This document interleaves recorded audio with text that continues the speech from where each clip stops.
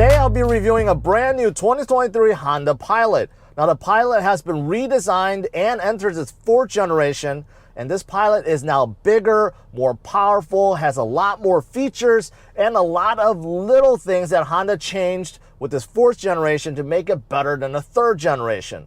So is this the best Pilot ever? Well, in this review video, let me tell you more about it. Of course, go for a drive, and I want to test it out in the snow to see how good this Pilot is. All right, let's get started. First, I want to give big thanks to Honda of Laos, which made this video possible. So if you're in the market for a brand new or used Honda, make sure you check them out. Their URL is in the description below.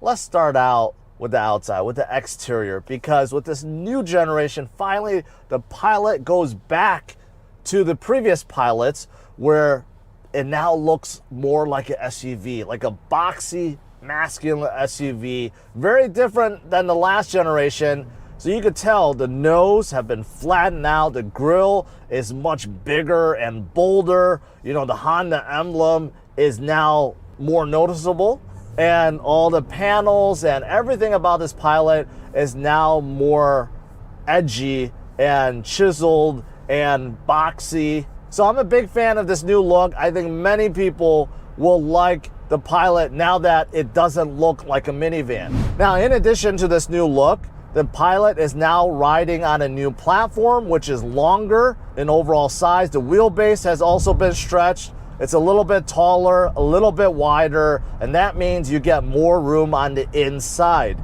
Now, the Pilot was already one of the biggest 3-row SUVs in the mid-size segment. Yes, mid-size, but competitors like the Palisade, Telluride, they got bigger. So Honda decided they needed to go even bigger. So this Pilot now is probably the biggest 3-row mid-size SUV, even bigger than those two I just mentioned. So what do you do with that space? Well, whatever you want. Let's look in the rear. Behind the 3rd row seat, you can see you still have a good amount of cargo space. That's with the 3rd row up. Now, of course, if you wanted more space, fold down the 3rd row, you get a massive amount of cargo room. Not enough? Fold down the 2nd row, get even more cargo room. And I like Honda made it so that every row that folds down is completely flat, 100% flat. There's not even a little bump or elevation. You could see every row folds down exactly flat with the cargo areas to maximize cargo room. And yes, this new Pilot does have more cargo room than the last generation. There's a couple of clever things that Honda did in the back.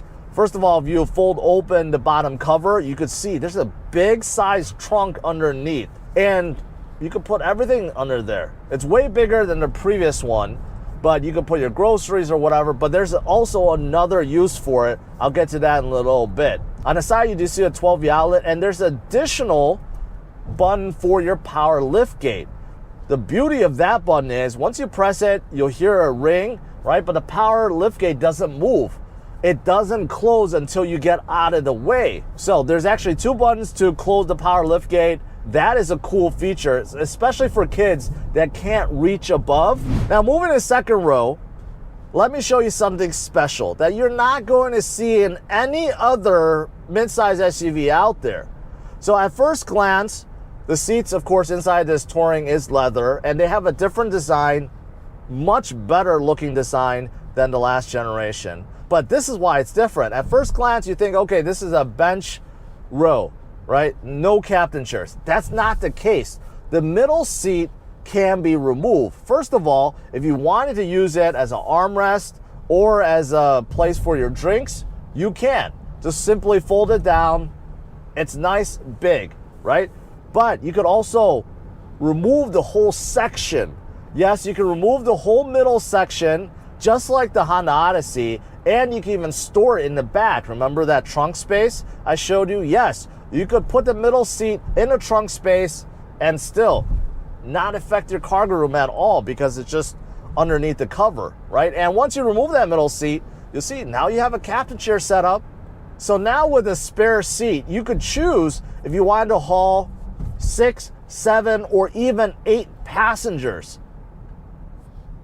Brilliant idea, brilliant idea. If you want to get in a third row, very easy. There's a couple buttons. There's one on the bottom, one on the seat back. If you push the button, the seat folds forward, and opening in a third row, good amount of space. Now, I'm 5'10". When I'm sitting in a third row, I don't have a whole lot of leg space, but I will say it's not that uncomfortable, especially for short trips.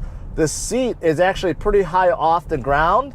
So for short trips, I would say for adults is okay. And in the back, you do get vents and one USB port on either side. But if you wanted more leg room, well, of course, you could just slide the second row forward. Yes, you can do that.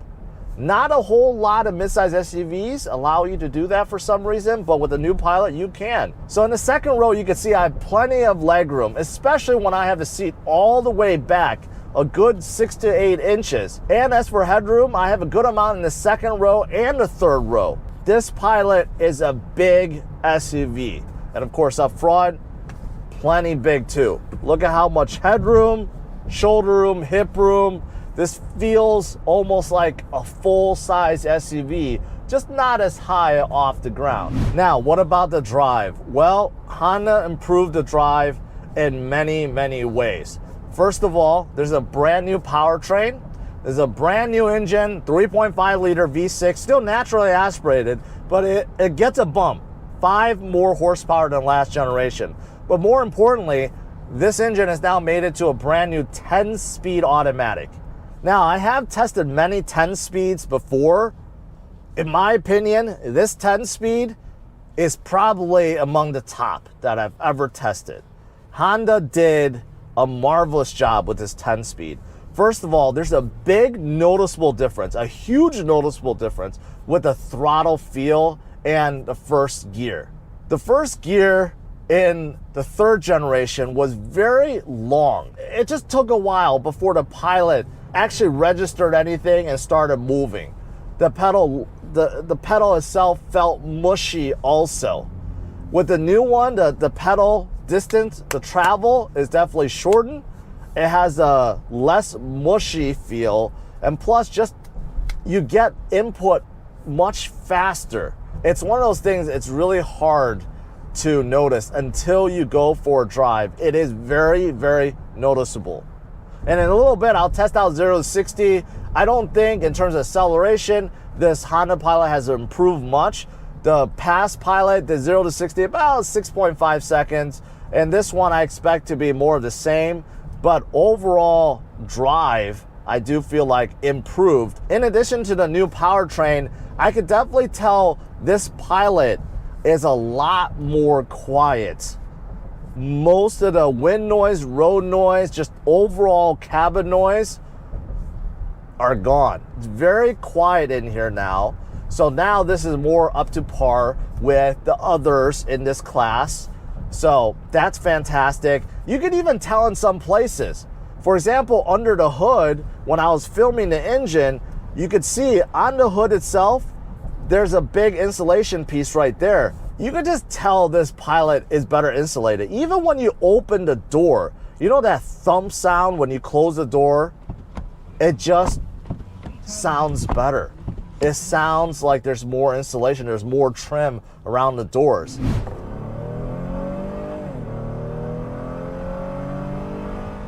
So I just accelerated from about 50 miles per hour to about 60 right there. Yeah, in terms of overall acceleration, it's not slow by any means, but it's not quick either. It's about middle of the pack. So this new engine gets about 285 horsepower. Torque is around 262. Fuel economy is about the same. You're getting about 21 miles per gallon overall with this brand new Pilot. So numbers very close to last generation, but like I mentioned, the throttle, the overall feel has improved greatly. Now with this new Pilot, I also feel like the steering and suspension have both been upgraded greatly, not just a small amount. The steering, let's start out with that. The steering wheel has been redesigned. It's a nice leather wrapped steering wheel. The design is modern. I think it looks pretty good. It feels good, but The steering feel has been tightened up. It's a lot less sloppy. There's not a whole lot of steering play anymore. So these are all fantastic things. And as for the suspension, I also feel like it has been improved. I don't feel as much body roll. This doesn't feel like a big honking SUV. It feels tighter. It feels better. And this one I'm driving, this Touring, comes with 20-inch wheels, somewhat large. Not too large by today's standards, but 20-inch wheels, definitely bigger, less sidewall. So generally speaking, you feel a little bit more from the road, but no, this still feels very comfortable.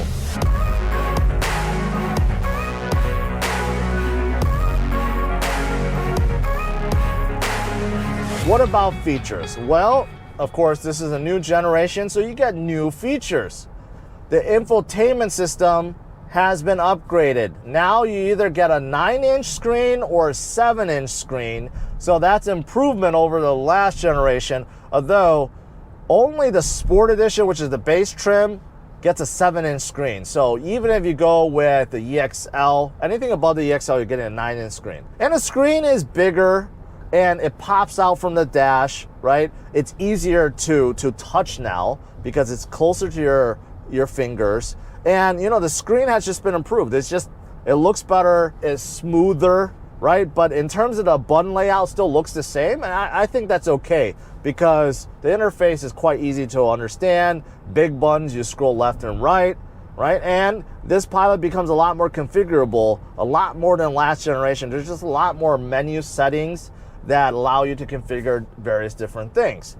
But finally, we have wireless Apple CarPlay and wireless Android Auto added to the Pilot.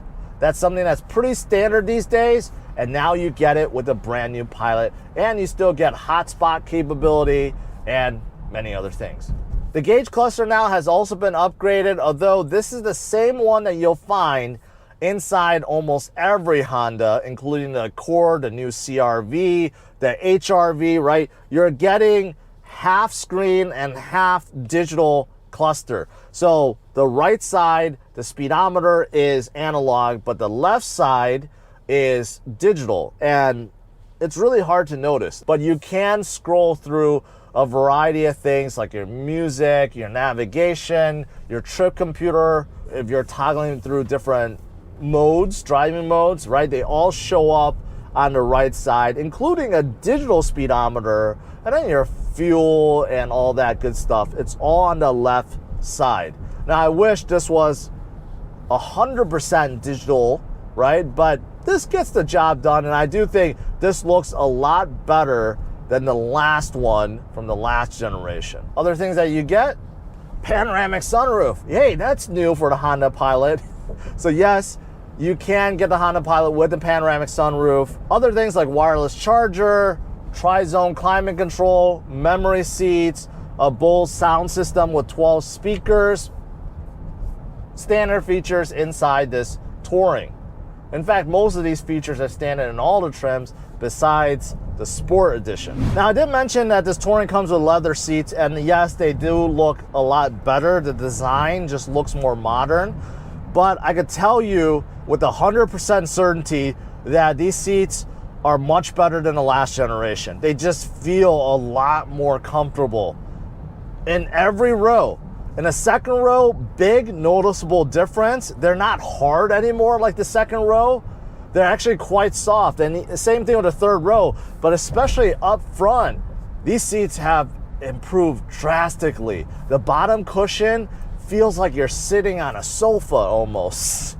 It feels really nice. And the back, you know, it's hugging me in better, but overall, it's not uncomfortable and it just feels so much better. And when you add the comfort of these seats with the better suspension, the better steering, the quietness, this Honda Pilot has been improved so much.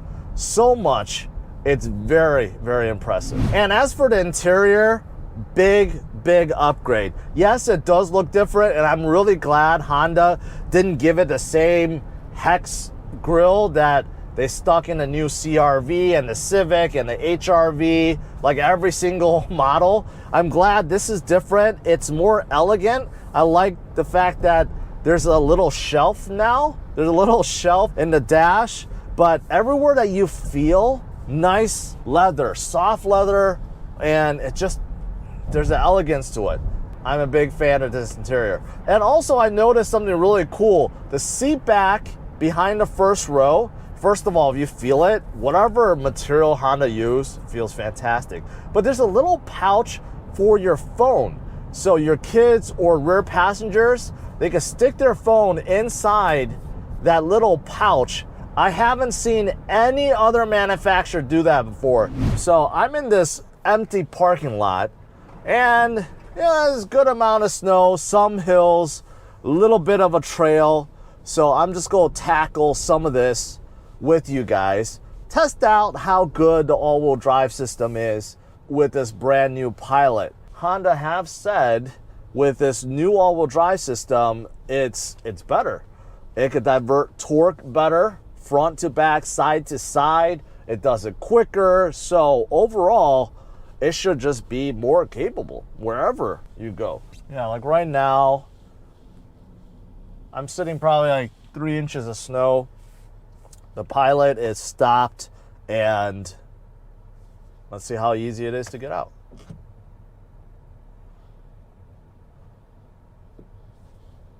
No problem, no problem. So if you had 3 inches of snow in your driveway and you were too lazy to shovel it, you get out, no problem, no problem. Kind of wish we had more snow. Kind of wish we had, you know, like 8 to 10 inches. So unfortunately I don't, but wherever I am right now, the Pilot seems to have no problems with. Yeah, there we go. Just ran over some brush, and my sensors are telling me there's things in front of the Pilot. I'm running them over. No problem at all.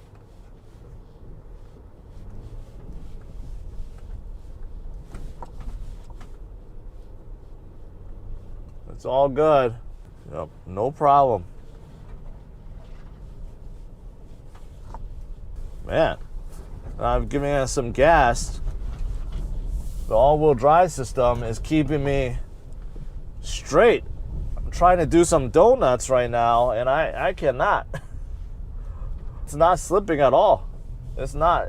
You know, I'm really flooring. I'm trying to kick out the rear end. Not happening. Not happening right now. Really in control. Can't complain. The all-wheel drive system did a really good job, better than expected. At the beginning, you know, I was going a little slow, but, you know, I really tried to accelerate and floor it toward the end, and I was still plowing away quite easily. So is there anything bad to this Honda Pilot? Well, this whole time I've been thinking about it, and the only thing I come up with is that this Pilot doesn't have all the gadgets. Now keep in mind, this is not the Elite, this is the Touring, but it's still a mid-trim. And there are certain things missing. For example, there's no ventilated seats up here. Right? I kind of figured with the Touring edition you would get that. No, you don't get that. You don't get a heated steering wheel. There's no heated seats in the back. So these are all little things that are missing. I noticed that the heads-up display, which is pretty common these days, that's only available with the top trim level, the Elite Edition. That's it. You can't add it as an option for any other trim. A 360 view system, missing. I know you get it in the top trim level, but you don't get it in this one. So yeah, that's missing as well. Ambient lighting is missing. Massage function, self-leveling rear suspension, not an option. Hybrid powertrain, not an option, right? So the only negative to this Pilot is, yes, it's been improved greatly versus the last Pilot, but in terms of the features, still trails the competition. As for pricing, there are 5 different trim levels to the brand new Pilot. Unfortunately, the LX and EX have been removed, so the base is now the Sport, and it starts a little bit above $39,000. Then you have the EXL, Then you have the Touring, which is the one I'm driving today, and it starts around $46,500. Then you have the brand new trim, the Trail Sport, which is meant to be more of a outdoors type of Pilot. It has a 1-inch lift, it has all-terrain tires, it has a skid plate. So that one starts around $48,500. And finally, you have the Range Topping Elite, which of course comes with all the bells and whistles. That starts over $52,000. Now with the Sport trim, keep in mind you do lose some features. For example, you do not get wireless Apple CarPlay nor wireless Android Auto. You also get a smaller screen, a 7-inch display rather than a 9-inch, and the wireless charger is not available. So the Sport trim, even though it starts right under $40,000, you do lose out on a lot of the key features that people are looking for. Keep that in mind. So to conclude, am I a fan of this new Pilot? The answer is yes. Yes, I think this is a huge, huge upgrade to the Pilot. Just about every single thing about this Pilot is greatly improved over last generation. In fact, it's so good. Yeah, this Pilot actually is really impressive. So if you're in the market, you should definitely go test drive one yourself and see how you like it. All right, guys, smash it a like, subscribe to the channel, and stay tuned for my future review videos. Take care. Bye-bye.